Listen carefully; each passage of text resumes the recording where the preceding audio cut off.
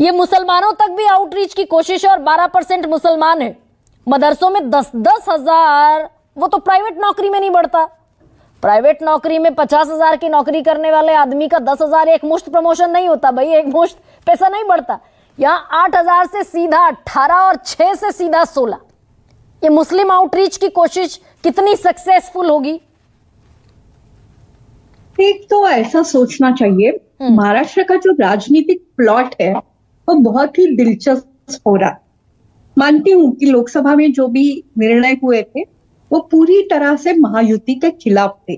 हाँ। लेकिन जिस तरह से ग्राउंड बचाने की कोशिश की जा रही है वो देख के शायद कुछ बदलाव हो, ऐसी कोशिशें जारी है। हाँ। कोशिशें जारी होती रहती है।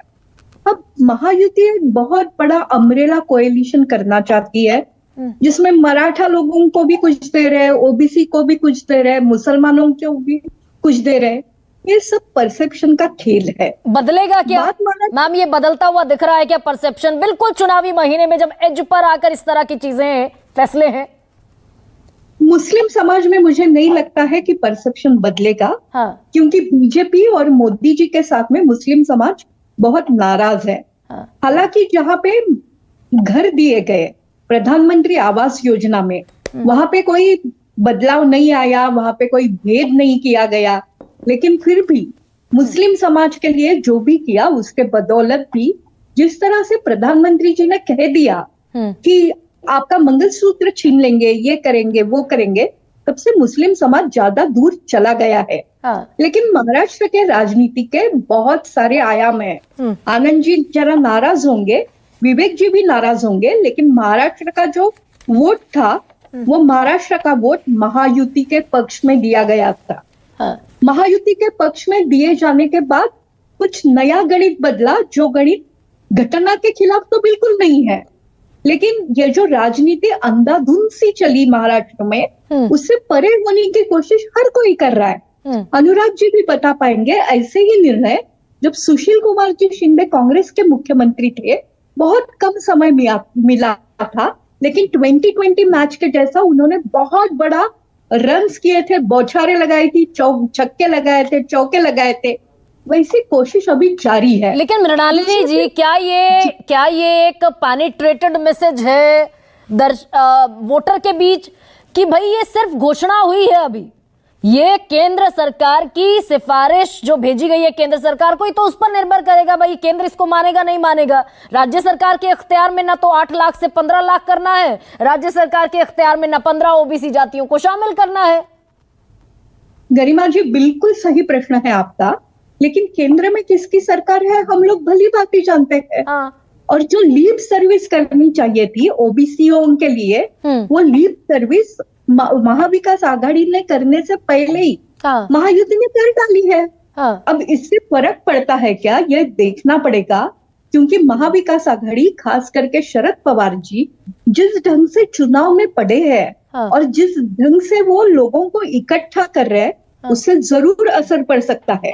लेकिन लाड़की बहना योजना का जिस तरह से पैसा मिल गया है, मैं समझती हूँ कि सरकार अपनी मशीनरी को काम पे लगाने में बहुत अच्छी तरह से कामयाब हो चुका है। तो ये तो वित्त यानी कि मृणालिनी जी, ये तो कम से कम आप मानेंगी मेरे आंकड़ों को कि महाराष्ट्र सरकार इस वक्त जो फैसले ले रही है वो महाराष्ट्र की इकोनॉमी को रिस्क पर, स्टेक पर रख कर ले रही है। भाई अजीत पवार के मंत्रालय ने कह दिया कि नहीं कर सकते, इतने मंडलों को जमीन, ओबीसी मंडलों को जमीन ये नहीं दी जा सकती। बिल्कुल चुनाव के सामने जाते हुए जो कुछ भी कर रहे हैं उसमें इकोनॉमिक्स बहुत कम रहता है, बहुत कम रहता है, लेकिन कोशिशें ऐसी हमेशा होती रहती है। और इसमें सब राजनीतिक दल जो रहते हैं वो इसको छुपाओ और उसको निकालो, ऐसा रहता है। अच्छा, बड़ा संक्षेप में मृणालिनी जी, आपको सॉरी रोक रही हूँ, I am so sorry for that. ये जो एससी की सीटें हैं और एसटी की सीटें, 2024 का जो मैंडेट आया, नंदूरबार, पालघर, डिंडोरी, गढ़चिरौली, ये सब गया एक सीट को छोड़कर इंडिया गठबंधन के पाले में। अमरावती, रामटेक, लातूर, सोलापुर और शिरडी एससी की सीट, ये सब गई कांग्रेस के और शिवसेना उद्धव बाला साहब ठाकरे के पास। यानी कि दलितों ने, आदिवासियों ने एक मुश्त वोट किया इंडिया गठबंधन को। ये बदला है जमीन पर आज की तारीख में? नहीं, अभी तक तो कोई आसार नहीं दिख रहे। हाँ। अभी 1 महीना है चुनाव के लिए। 33 ऐसी कॉन्स्टिट्यूएंसीज है जो एससी रिजर्व है, और माफी चाहती हूँ 29 है, और 25 ये ट्राइबल एरियाज में है। यहाँ पे प्रदर्शन कैसा रहता है उस पर बहुत सारा वास्तव डिपेंड करेगा। विदर्भ जो है वहां पे अग्रेरियन क्राइसिस बहुत सालों से चलता आ रहा है। कोरडे जी उसके बारे में बहुत अच्छी तरह से जानते हैं। तो ये किसानों को कोई कुछ मरहम लगा सकता है क्या? चुनाव में उसका कुछ असर पड़ सकता है क्या? उस पर भी काफी सारी चीजें डिपेंड करेगी। ठीक है, तो राजीव पांडे, ठीक है मैम, राजीव पांडे डरा दिया, कम से कम डराया तो है लोकसभा चुनावों ने कि जो मच अवेटेड पेंडिंग डिसीजंस थे वो सब आ गए गरिमा जी। एक दिन में 150 फैसले। गरिमा जी, ये डरने वाली बात नहीं है। हम समाज के लिए काम करते हैं, हम डिसीजन ले रहे हैं। लेकिन 2-3 बातें आपके बहुत ही, एक तो विवेक जी ने पूरा बता दिया कि शिवाजी महाराज के सेना में ये थे वो थे। हम नहीं मानते, भारत के सभी लोग भारत के देशभक्त है, जो आतंकवादी नहीं, वो सब भारत के देशभक्त है। लेकिन उन्होंने ये नहीं बताया कि औरंगजेब नाम का एक टेररिस्ट था जिन्होंने छत्रपति संभाजी महाराज के साथ क्या किया। यहाँ लड़ाई शिवाजी महाराज, छत्रपति शिवाजी महाराज की सेना और औरंगजेब की सेना के साथ। महाराष्ट्र में तय करे विवेक जी, आनंद दुबे जी, कि वो औरंगजेब की सेना के साथ रहना चाहते हैं, छत्रपति शिवाजी महाराज की सेना के साथ, छत्रपति संभाजी महाराज की सेना के साथ रहना चाहते हैं। ये उनको मुबारक। पहली बात। दूसरा, अनुराग जी ने एक वरिष्ठ पत्रकार जी बैठे हुए हैं, उन्होंने एक बहुत गलत, उन्होंने कहा क्या कि जाट वर्सेस सबको। फिर मुझे यूट्यूबर बोलना पड़ रहा है। ये यूट्यूबर लोगों का है कि जाट के खिलाफ। अरे जाट ने हमें वोट नहीं दिया क्या? कितनी गलत बात आप कर रहे हैं। आप हिंदुओं को डिवाइड करने की बात कर रहे हैं।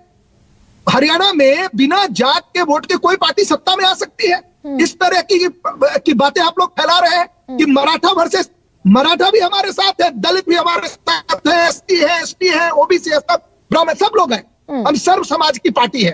और जो लोग इस तरह की भ्रामक प्रचार करेंगे, मैं उनकी निंदा करता हूँ। हरियाणा में जाट नहीं वोट दिया। सुनिए ना, सुनिए मेरी बात खत्म हो जाने दीजिए, एक लाइन और। अच्छा ठीक है, कहिए।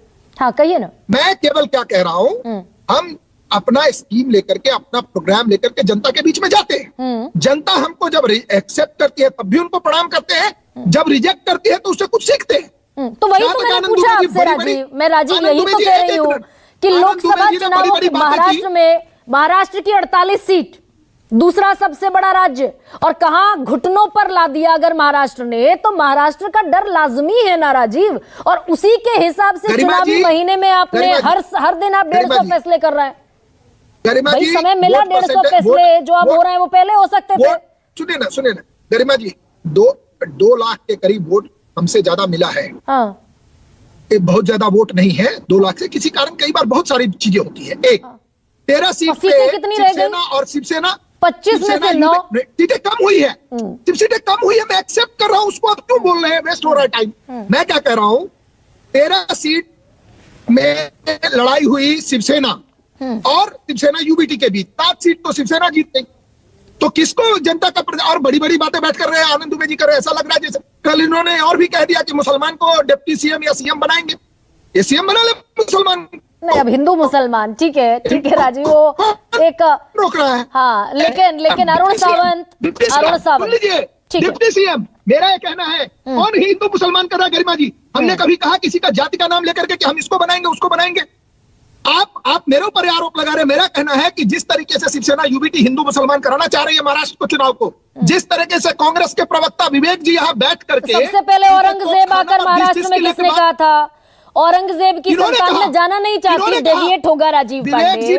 सुनिए ना, सेंसिबली डिग्निफाइड तरीके से कौन महाराष्ट्र में सबसे पहले औरंगजेब कहकर आया था? लेकिन मैं सिर्फ ओबीसी, दलित, आदिवासी और मुसलमान की आज बात करने में कौन मुस्लिम थे राजीव, इस पर मैंने कहा शिवाजी महाराज की सेना में मुस्लिम कमांडरों का नाम लिया। अरुण सावंत, ये क्रूशियल वोट चंक है क्या? 67%। और इसीलिए आउटरीच की कोशिशें बड़ी ज्यादा धारदार इस एंड मोमेंट पे दिख रही। देखिए, डर का भी सबब है और ये डिसाइसिव भी है। गरिमा जी